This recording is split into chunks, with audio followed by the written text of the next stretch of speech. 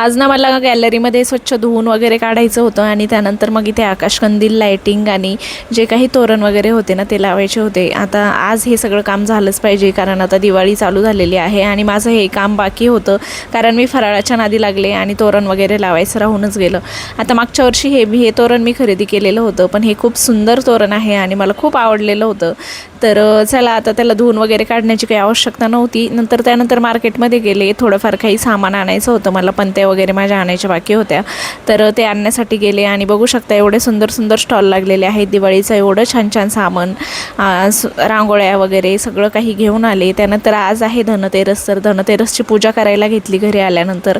तर जे काही बोळके वगैरे आहे ना त्यामध्ये 5 धान्य वगैरे भरून घेतले आणि धनत्रयोदशीच्या दिवशी छान असं धने खरेदी करण्याचा मान असतो, तर मी धने देखील दुकानमधून घेऊन आले आणि आजच्या दिवशी त्याचं खूप जास्त महत्त्व सांगितलं जातं।